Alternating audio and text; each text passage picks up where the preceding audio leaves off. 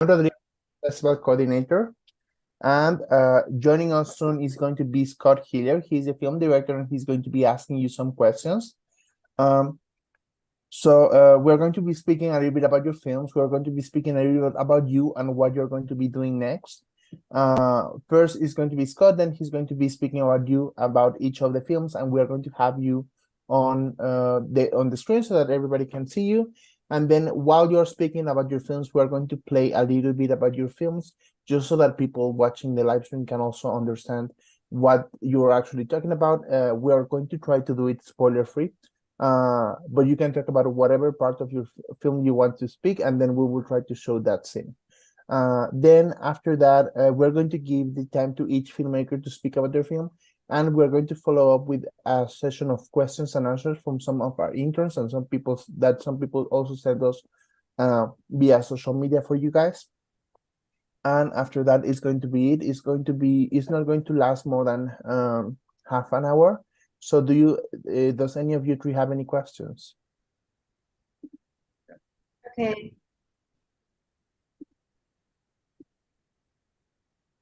说一个是就大家会讨论你的电影，然后呢，你会跟大家介绍一下你的电影，然后他说你可以说你电影中的任何的部分给他们听，然后制片人呢就会他们中的制片人会发表意见，然后他们内部人员会提问，并且这些实习生也会就他们可能电影节的实习生会问你一些问题。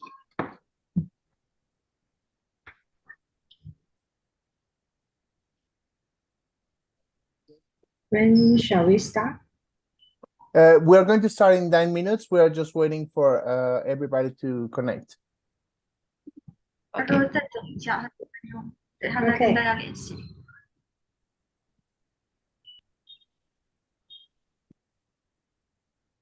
我问一下是不是线上直播？It is the online chat. Yes. Okay.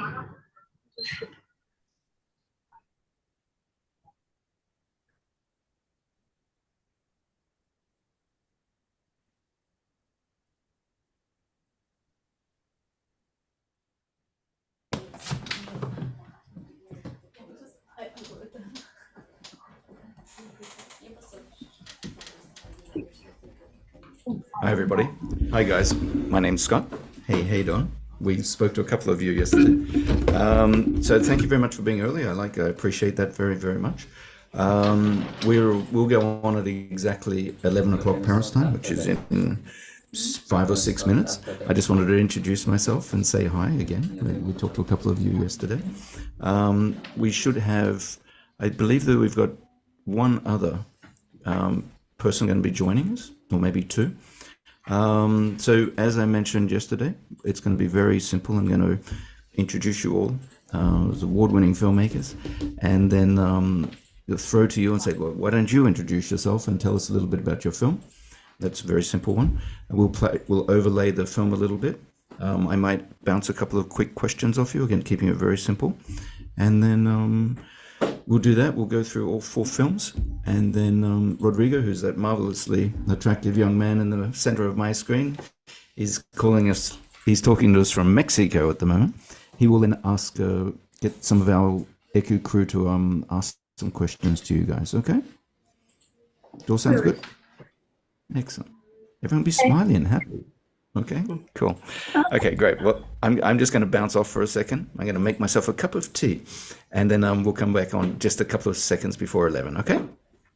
Okay. Okay.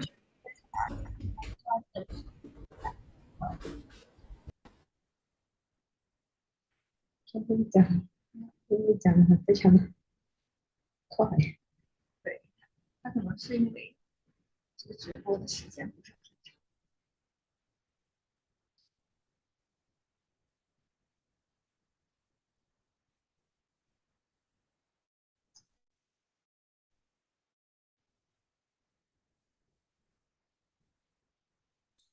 所以他现在已经把流程跟你说了，是吧？就是他刚刚说的那些东西。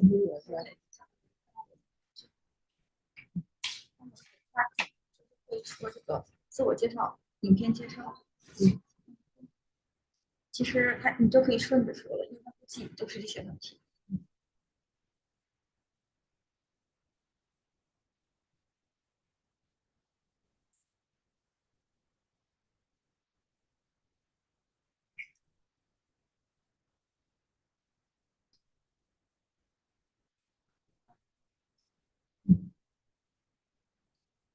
我怎么说不出来，就他自己讲。是，你可以他问你的时候，你就说中文，说大点声，然后把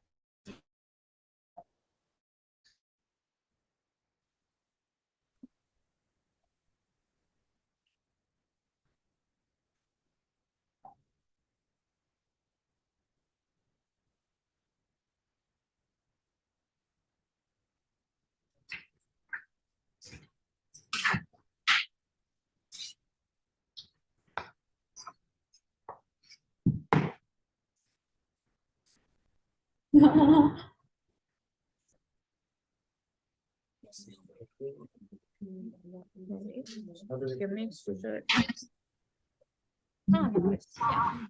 here, this are. Yeah, great. You can try to push something on speaker.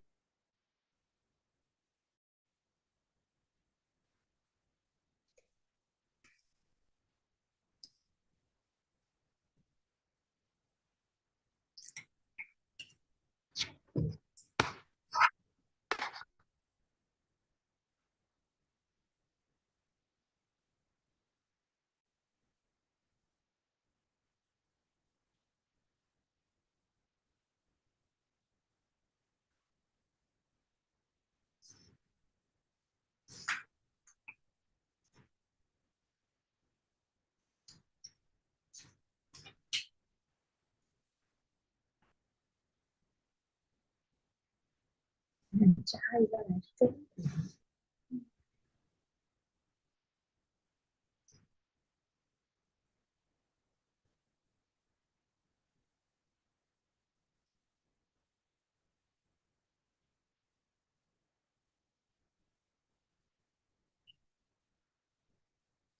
我说我们怎么来？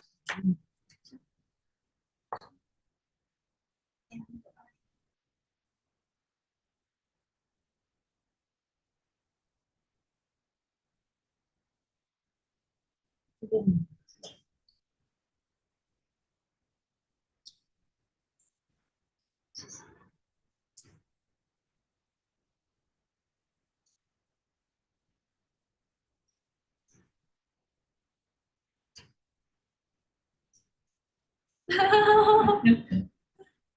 真是，哎，一说我们会让人紧张。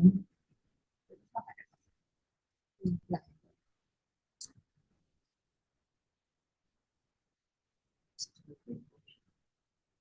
可以，没问题。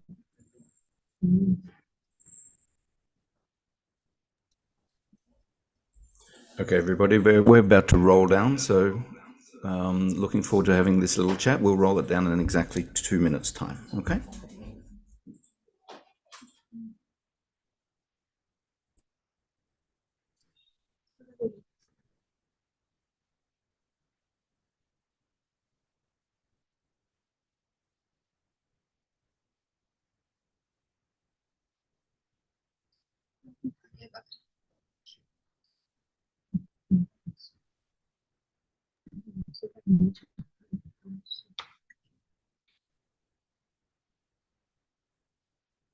或者先让他们来看清，不然到时候是很久了。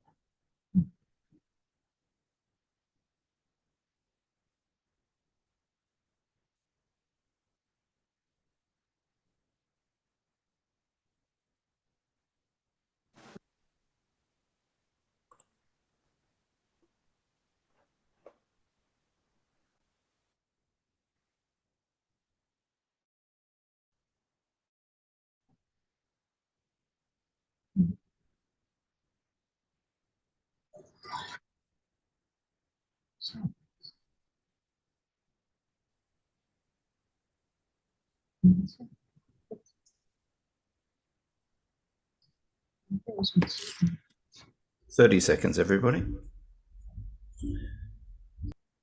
Mariam can also just join. She's from my mother's daughter.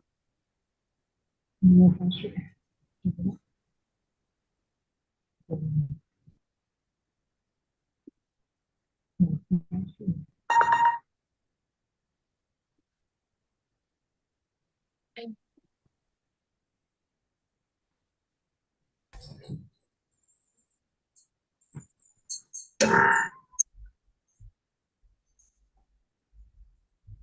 Allah, I cannot hear shit.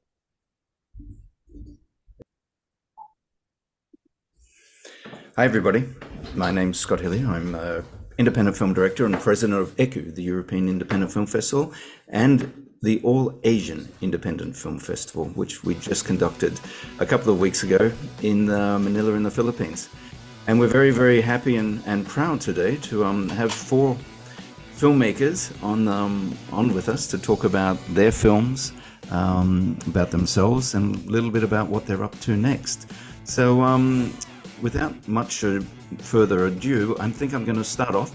And I'm going to start off with, I believe we've got Armin and Miriam from the wonderful documentary called My Mother's Daughter.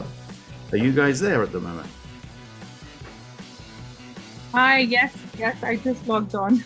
Ah, excellent. Hi, how are you guys doing? We're good, thank you. We're both in London, so we're both in the same time zone at the same time. That's rare, but hopefully fun at the same time. Okay, great. Well, you know, as we know, it's a award-winning film now from us. The film went over very, very well in the Philippines, and I'm wondering if you guys could introduce yourselves and tell us a little bit about the film. Yep, I'm happy to start. My name is Eamon Khwaja, and I'm a journalist and a filmmaker. And can you hear me okay? Yeah, we can hear you fine. Yeah, so Mariam and I teamed up, and you know, we made this short film on this girl you see before you right now. Her name is Mehek, and the story is really about her journey of survival after having gone through some very, very traumatic circumstances. You know, she's a survivor, a rape survivor. She's also trying to fight a legal battle against her perpetrator who kidnapped her, who forced her to convert to Islam. And she's just been through a horrific time. And she also ended up being pregnant from that abusive, you know, situation.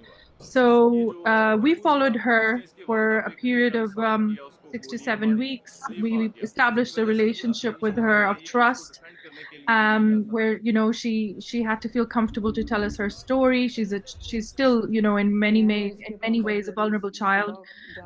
You know, she's 16. She was just turning 16 when we met her, or 15. So we were very, of course, we were very aware of her age and her situation and her vulnerability. So I think it taught us a lot of lessons as well on access and how to kind of speak and how to deal with people speaking about trauma. And we ended up making this very honest, raw film about, you know, this 3-way relationship that you would have seen of our protagonist and her mother, and then her child also, and the complications that have arisen for the family as a result. Well, I think that's the point. The words that I just heard there were raw and real, and there's very much that in the film. And you know, I guess for people watching out there now, a lot of them are independent filmmakers, and you know, I've made a lot of documentaries, so I love the concept of telling real, raw, true stories. But how did you gain that confidence? Was it just a lot of being around them and being empathetic with them and listening to their story? Yeah, I mean, we had about 3 months to create the documentary because this was part of a program that we were in a fellowship. And in all of that, we used to go weekly to Faisalabad. So this was a different city from where we were living. And we spent many weeks, like Eamon said, we spent around 7 weeks traveling there and just spending time with her throughout the day. Sometimes most of the day, the camera wasn't even on. So we would just be spending time with her family. She has 4 other sisters. So a lot of the time was spent with the family trying to understand everything that they go through. What's been the We reaction? also would Oh, sorry. I was just wondering what's been the reaction when they saw the film at the end, and has the film shown at other festivals as well? Yeah, has shown in different festivals in Pakistan, in India, in the US as well. And what was their So reaction far when they saw the film? The family. shared, so they've been happy about the fact that the story is being shared, and this is why they agreed to do it. Difficult for her as well and for her family to be on camera and be comfortable with that sort of situation. So the fact that we shared the story with the world, this is something like exactly what they wanted, because they don't want this sort of situation happening to other girls. Because unfortunately, this is something that happens in Pakistan. More than 1,000 girls go through this every single year, and those are just reported cases. So they want this shared as widely as possible as well. Well, I congratulate you as a fellow documentarian to telling a great story like this, and hopefully we can get that horrific number down by making films like this and bringing it to the world. So congratulations again for a great film and for winning an award. And later on in the show, we'll ask you a little bit about what future projects you might be working on. But next I want to go to the filmmakers of The Dragon in the Clouds. I believe we have Rodrigo. Help me out here. Do we have? Yes, we have. Fine. Here it is. There you go. You were lost, but now you're found. So Oh yeah, indeed. Nice. Why don't you tell us a little bit about your film, or introduce yourself, and then tell us a little bit about your film, because I will massacre your name. There's no doubt. I mean, no, it's just Nikki, so don't worry. I've got Nothing. that one fine.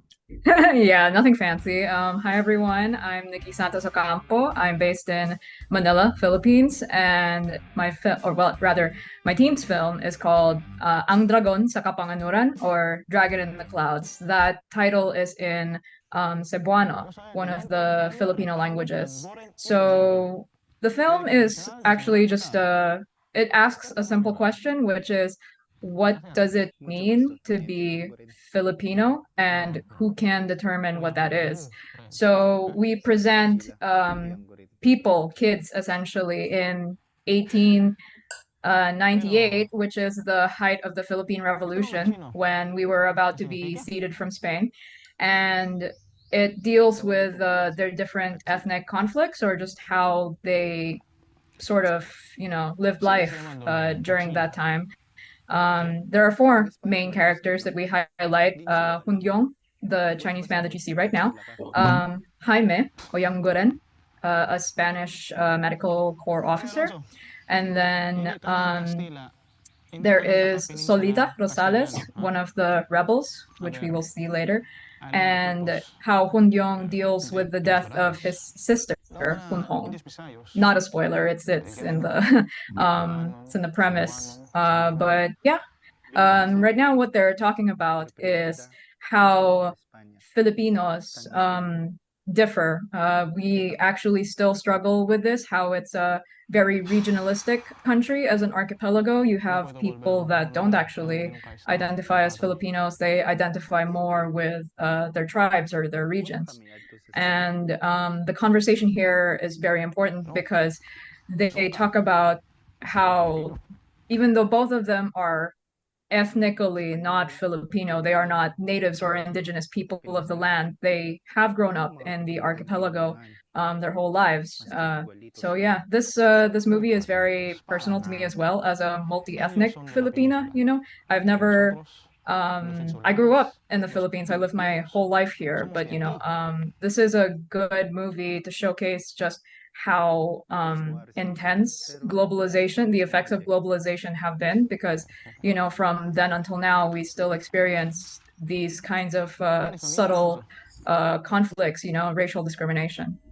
No, it's very interesting what you're saying. I was down in the Palawan Islands, and Palawan, just after the film festival. Actually, I went down there for a weekend. I met a photographer, and he was he told me this great story that he escaped Manila just before the lockdown for COVID, and he sort of ended up living with a tribe for like 6 months, like a tribe out in the middle of nowhere type of thing. And he said after COVID, he sort of went back and he could basically say a lot about what you've just said about the globalization and how it's actually affecting everybody, and how they're sort of fighting not to become part of the sort of the main tribe and still keep a certain form of their identity. And that was something that was very much unknown to me. So going there, and I've watched your film and I've read some books, but I think there was that. But I just wanted to ask a question. You're local, you're based there. What are the younger generation? Do they actually even sort of remember about the Spanish Revolution and the gaining of freedom and the issues that you're talking about in your film? Oh, actually, it depends on where you are. Here in Manila specifically, since it's the main city, of course it's talked about a lot in our history. But if you go down south, let's say to Mindanao, it would actually be a very different story. Not that it was unknown or anything. Rather, actually, Manila knows less about the history of other islands as compared to about us, since being the capital. I could talk about educational imperialism. They actually call us Imperial Manila, but that's a rabbit hole. And yeah, when it comes to representing the other regions and regional identities of the Philippines, it's getting there, I guess. Because it's not just about the indigenous people groups. It's really just about the different regions. Like, let's say Cebuanos have a very strong cultural identity, or they just they like being called Cebuano, they don't like being called Filipino. Although I guess some people might debate with me on that. Mindanaoans also, since it's an island with Islamic influence, they would also have their own conflicts there. But generally, at least it's a somewhat peaceful time right now. Hopefully it stays that way. And yeah, there are a lot of intricacies to the identity of a Filipino person, because it's much like, I guess, with any globalized nation right now, it just encompasses a group of people, no matter where they come from. Americans especially are a really good example of that. You can have people of different races and color, but they all identify as American. It's the same thing for a Filipino. Yeah, no, it's great, and it's very interesting. The film that we just talked about before, My Mother's Daughter, was a documentary. It gave a lot of knowledge, and it's sort of taken a very interesting subject out from underneath the rock. And I think that's exactly what your film did. So I applaud you, and it was very well done. And independent filmmaking is not easy, but you could tell there was a lot of work and effort went into that film. So congratulations to you and to the team. Okay, now we're going to move on to a visual extravaganza of a film, which is called A Version of Nature. And I believe we have the director here. There she is. She's a little bit worried about her English, but for me it was perfect when we did a test yesterday. So why don't you introduce yourself and tell us a little bit about your film? Good afternoon. I'm Ning. You can call me YU. It is my pleasure to have this opportunity today.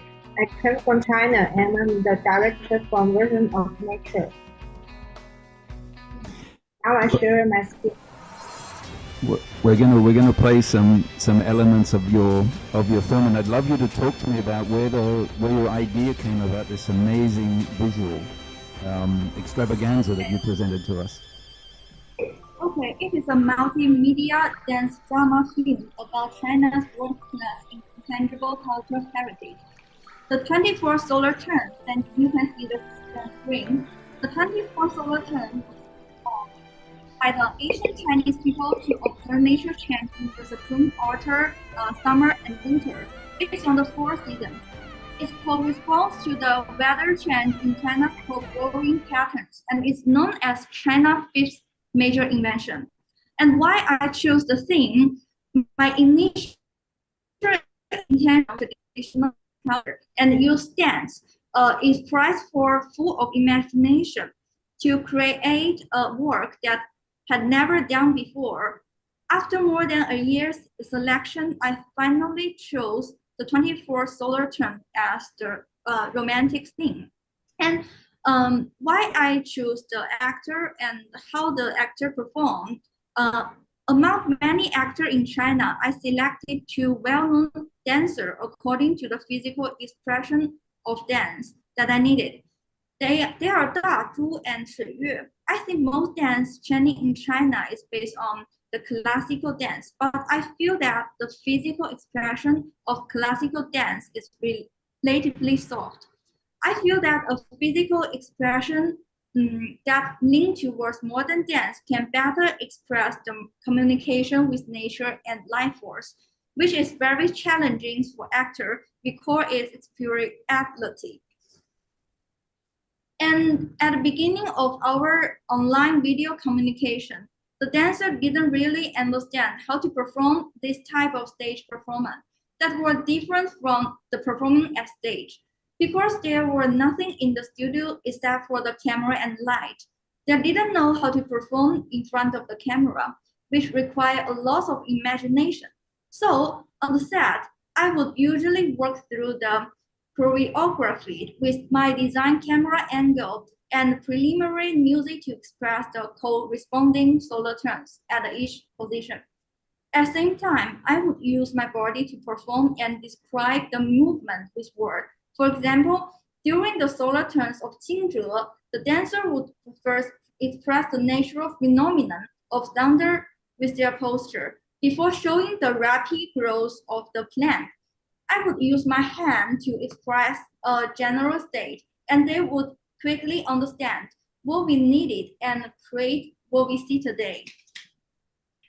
And I think the most difficult part was the scene of Xiaohan and Dahan, which not only required the turn of line dancer and the dance teacher to work together, but required cooperation between all the departments, such as prompts, lighting, costume, makeup, and cinematography.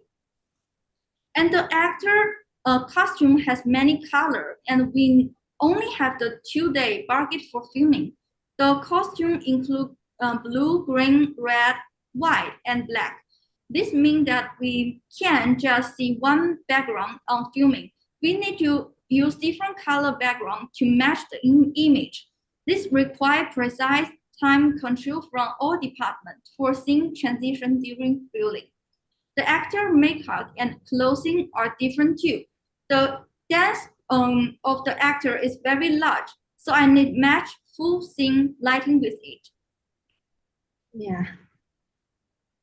It is just so beautiful. I mean, honestly, it's just so beautiful, and I congratulate you. Yeah, it's so beautiful. Just rewatching it again now, and I had the opportunity to see it on a big screen. But just for the technical people here, I'm guessing you shot it all on a green screen, very wide, right? Did you do specific lighting on them, or did you do the lighting afterwards in post-production?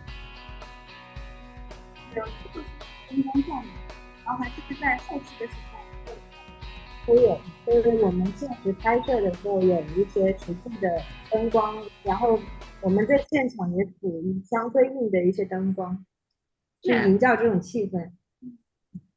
We have the lighting on the stage, and also in the camera, we also have the light. Yeah. Both have. Yeah. We try different effects. Yeah. So you actually had the dancer lit very specifically at each times, rather than just blasting it and then fixing it in post. Okay, that's beautiful. Great. And what sort of software did you do for the green screen and the animations? 他问你用了一些什么软件？像3D Max、C4D、3D Max、AE、PR 就 Adobe, a lot of such as this kind of software. Yeah. Well, yeah, and we use all we can imagine. We try all the apps. Well, I think that I might become one of your clients, and I think I might hire you to help me make some of my films, because it's truly beautiful. And you know, filmmaking is all about, whether you're a documentary or feature film or a film like yours, it's all about putting the right picture at the right time with the right sound to create an emotional response.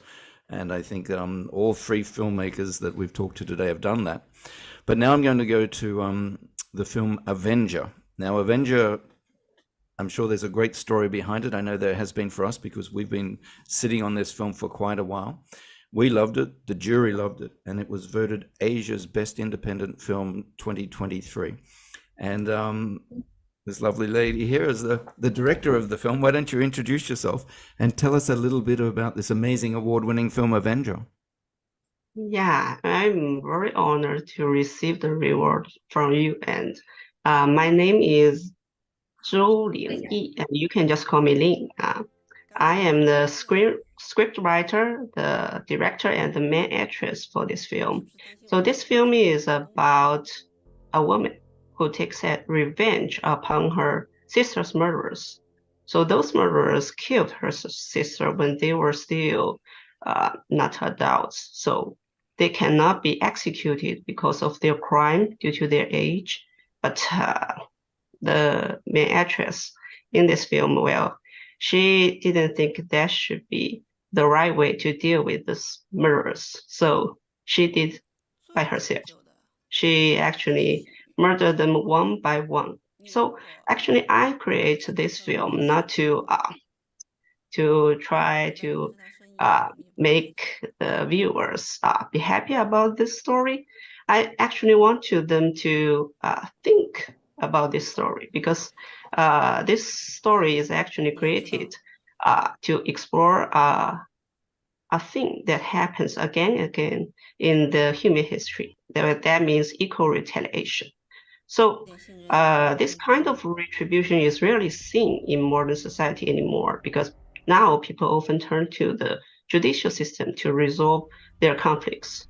But what happens when the law itself is flawed or the judicial system fails to deliver a fair judgment based on the law? So at that point, maybe the majority might just accept their fate, but a few individuals might try to do an eye for an eye action to achieve what they perceive as justice. So actually, I create this film is try to make people think if they were in that situation, would they just accept their fate or would they do the same thing as the main character? So I think that is a very, very interesting question. So I want to ask this question and I want people to think about it.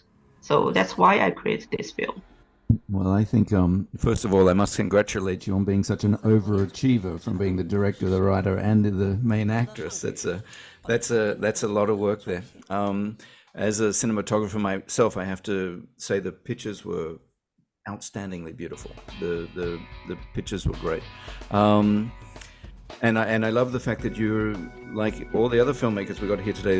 You want people to think. You want to open up and create that emotion and emotional response. And this film definitely had the emotional response. Can you and again, the audience is a lot of independent filmmakers. But can you tell me how long it actually took to shoot the film?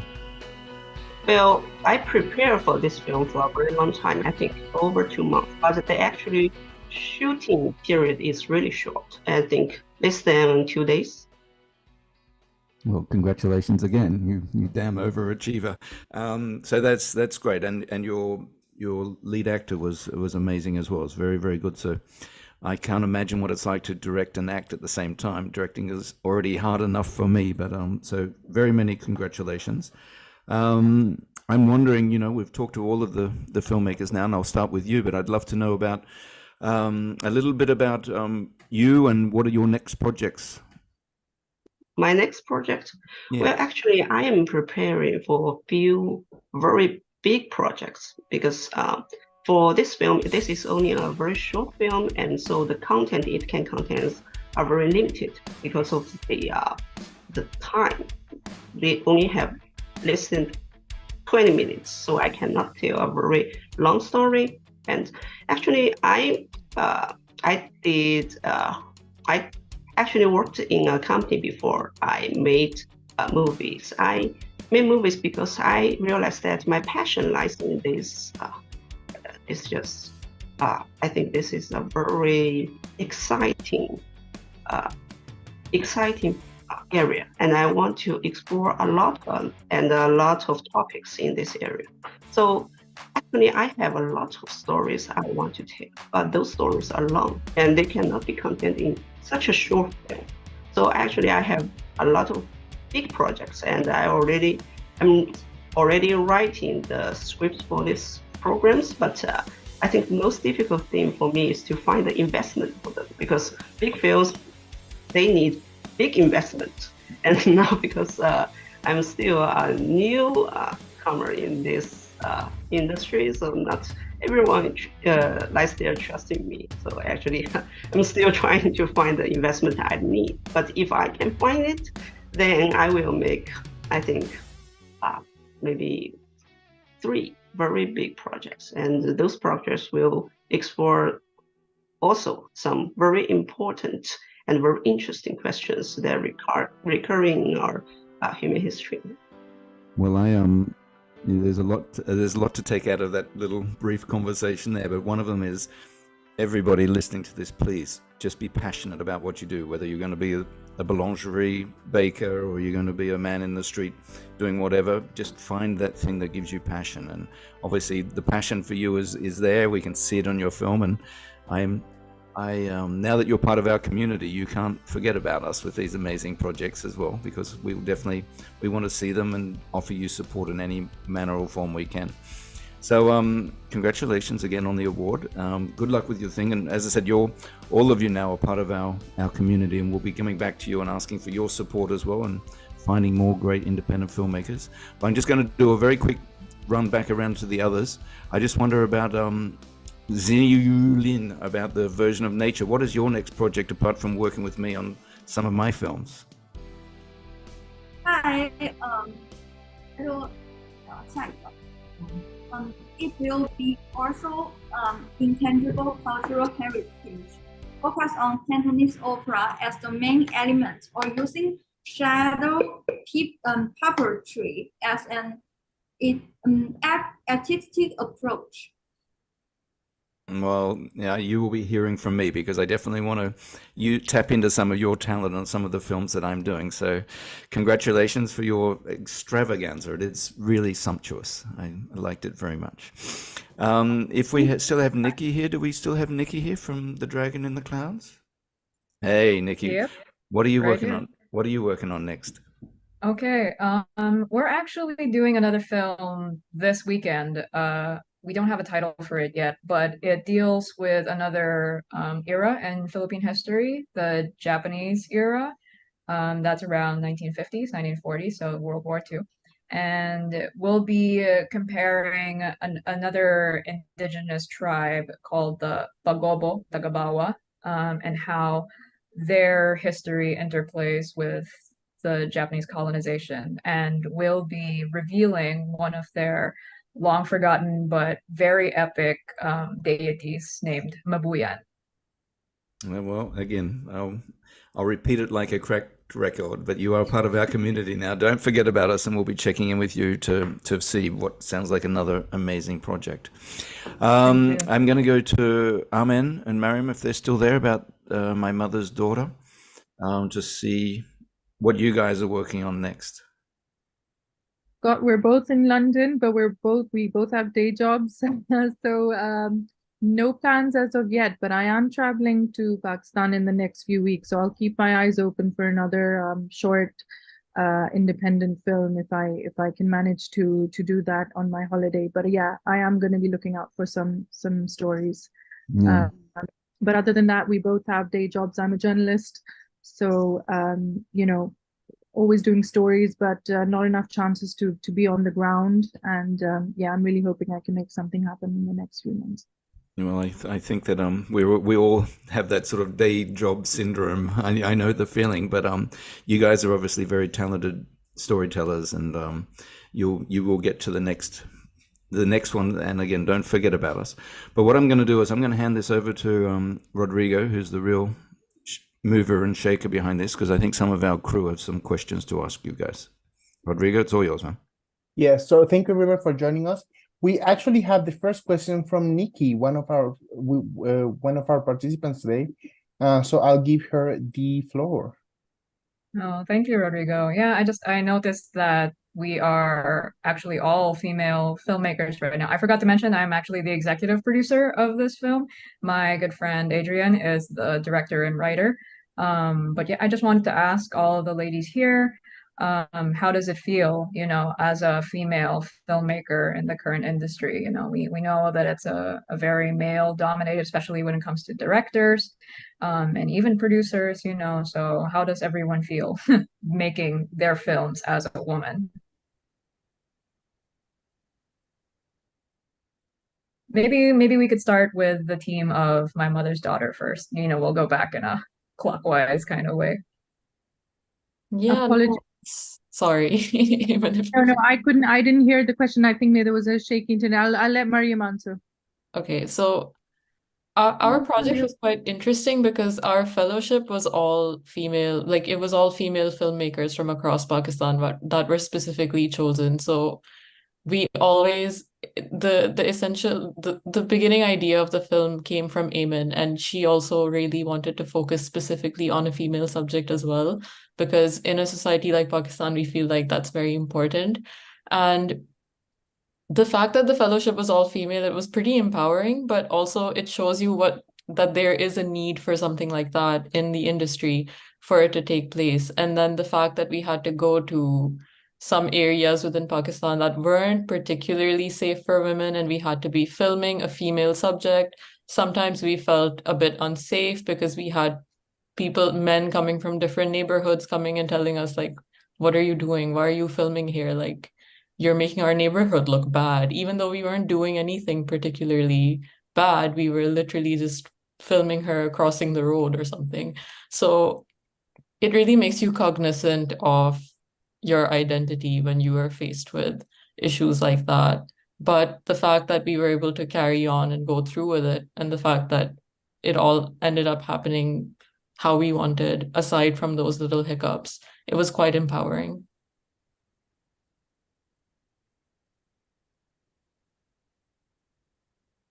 Maybe I can ask Miss. Oh, sorry. I thought we were gonna go in a. Could we go in a Yeah. round Let's table? rock and roll. Yeah. Which Yeah. So let's talk to Lynn from The Avenger. What did you think of Nikki's question? Well, actually, in this film, I have a lot of male assistants or male partners in this film, and my executive director is a woman, and I really like her, and she helps me a lot because at that time I have to be the main actress, and I do not have a lot of time to do the director work, and she helps me almost in the whole shooting period. But for me, I think especially as the director of a film, you have to be very tough at the time, because at that time you will have some your idea about this film, but the team workers in that team, they have their points of opinions, and you have to deal with them. And maybe sometimes their suggestions are very useful. And because for me, for example, my script was very long originally, and it's not very suitable to be made as a film. Actually, it can be read very smoothly, but it is more likely a novel, not a script. And so my team workers, well, they told me about this, and I accept their suggestions, and we can see the result is perfect. So, but sometimes they have their way of seeing a movie, of making a movie, that I think at that point, maybe I think my way is much better. And so I will discuss with them, and I have to persuade them. And at that time, you have to insist on what you think is the correct way. So I think at that time, you have to be very tough. I think that's the issue I'm facing. Yeah. And I also think with the name of your film and the way the retribution's taken on, I think they probably ended up listening to your point of view quite a lot. Yeah. What about you, Yulin?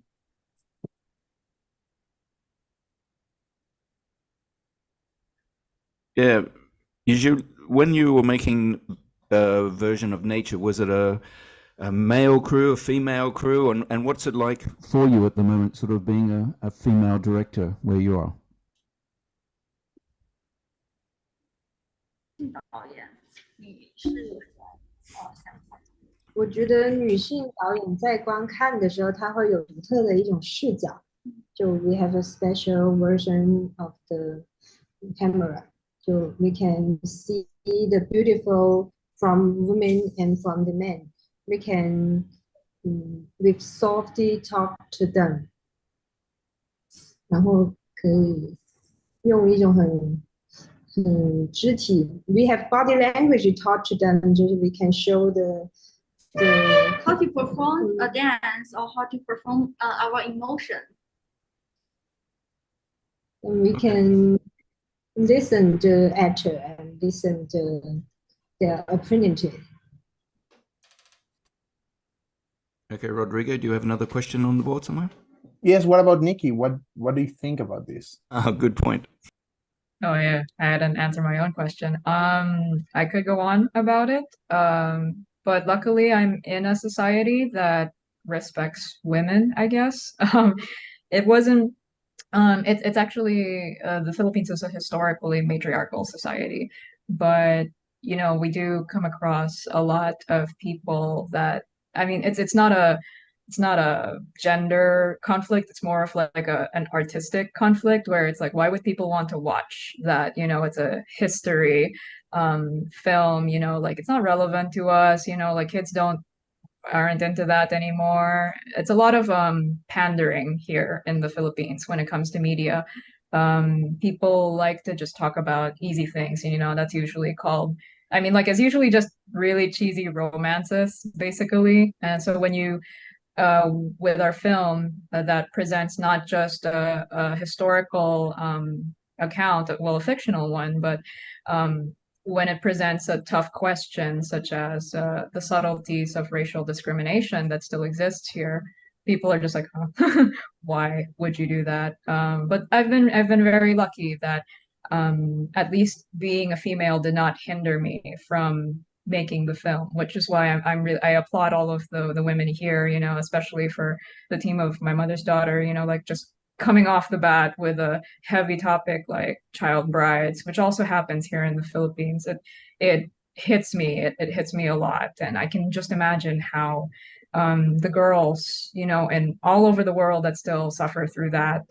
I'm actually getting emotional right now. Like, you know, I just hope that yes, with more female representation, more diverse voices in the industry, we could, you know, bring a more holistic media to the people that isn't just, you know, the stuff that people regurgitate, you know, the same topics over and over again. What you say is extremely interesting and something that we're very, very aware of over here. You know, we've been running ÉCU, the European Independent Film Festival, for 19 years now, and for the last 10 of them, we've had probably 12 of them. We've had an award that's awards excellence in women's filmmaking. And you know, I have a very long story behind that. You know, I'll give a little bit. I was a war cameraman for 10 years of my life for the BBC. And but two of the best war cameramen that I ever worked with, and I worked with a lot of people, are two girls from CNN. So I grew up on a farm in Australia where women and men are just women and men. We're human beings. And then I went to war, and these two brave, strong, determined, independent people were the best war cameramen we had. And so when we started this festival, we noticed that there was a misrepresentation in the numbers, and so we do everything that we can to actually push that forward. So you know, I didn't even pick up that there were 4 or 5 females here, because to me it's all telling stories, being brave, telling stories.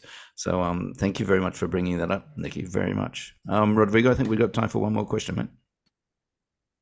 Yes, so the last question is for actually the My Mother's Daughter Festival. We read that in February, the documentary was banned in the Pakistan Central Board of Film Censors, with the reasoning provided that it goes against Pakistani culture. Please, can you tell us a little bit about your perspective on the importance of addressing these sensitive social issues like child marriage and forced conversions through your film? And how do you believe this film contributes to the broader conversation in the issues in Pakistan? I'll start with that, and then Mariam can sort of fill in. I think the fact that our central board has basically rejected our film and censored it it's highly indicative of how our culture and our government feels about such issues. They're in denial, right? So there definitely is a denial in Pakistan where a lot of people think the figures and the stats that come through are exaggerated. But we have seen legal issues in our research where many judges, we have read judgments, by judges themselves who deal with very similar cases as ours, who said that more than half of the times they actually send the victim back to the perpetrator. So you can see that this is not just a legal issue. This is a cultural issue. This is deeply embedded in our culture that once you convert to Islam, there's no way you can go back, and you're seeing, and it's quite dangerous as well. In some ways. So of course, some issues we feel that were very important to highlight. We were kind of surprised that our film was censored because this is a documentary, it's not fiction. And to be told that our film goes against the values of Pakistan was quite a surprise to us. Even though we are Pakistanis, we were very surprised to get that kind of response. And we tried to engage them, the board, with any questions they may have or any research they may wanted to see, in order to let us proceed with the screening of our film. But unfortunately, that didn't happen. And I think that just made our resolve even stronger and shockingly, a lot of the responses we got on social media when we shared that our film was censored in the capital city of Pakistan, a lot of people were like, when you're censored in Pakistan, that means your film, you've arrived. And that means your film definitely has a message that people need to hear, and people will be more interested in it now because it's banned, right, effectively. So that was quite shocking for us, but we weren't too surprised. We were like, okay, we kind of, we've heard from different people that they do face this kind of thing with the more sensitive stories, do kind of get this response of denial. But that just, as I said, makes our resolve even more stronger to put women's voices and women's stories out there, for as many people to watch in the mainstream. And I'll let Mariam also put in a few thoughts.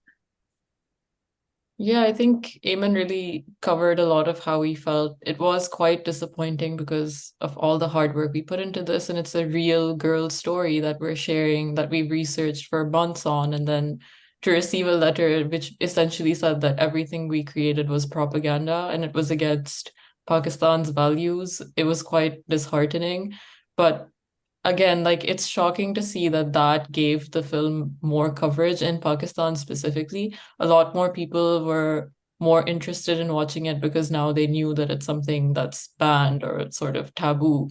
Even though we steered very clear from a lot of taboo subjects, we barely mentioned the fact that she's been forced to convert to Islam. We're just trying to show the relationship between her daughter, and her mother. And just humanizing a victim or a survivor in that way felt so threatening to this board that they felt the need to censor it, which was upsetting, but it just shows us that we need to continue to do work like this and try to put it forward and try to at least have it shown across the world so that people can understand what's happening and not just be flippant about it. Keep telling those stories, ladies. Keep telling the stories. It's bravery and, everything about it. So, congratulations to all of you. Just very quickly, you are part of our community now. Rodrigo and the team will be reaching out to you to help us go forward for the next edition, which will be happening in Cambodia next year in late October. we'll be asking you to jump onto our submission judging panel just to go through some films. It won't be too much of a hard work, but we're developing a community here, and I think the female aspect of it is also fabulous. A great thing to keep exploring. Just a quick plug for us. We're in the middle of preparations for ÉCU, the European Independent Film Festival, which will be taking place in April 2024. So we've got that happening, and then we'll move on to the All Asian in October. So there's a lot of things happening. Please, if you're online here and you're watching us, please www.ecufilmfestival.com. That's where you'll find us, and there's links to the Asian Festival as well. But again, a huge pleasure to talk to you guys, all award-winning filmmakers. That's great for us to see, and great stories, all very, very different. It's been a real pleasure talking to you. I'd like to thank the ÉCU crew for joining in and putting this together at quite late moment. Notice Rodrigo for everything right and good that happens with us here at the festival, and Ala, whose fingers have been burning on the keyboard over here to switch all this to make it all work. So have a great weekend, everybody. Thank you very much. Let's keep brave and keep indie.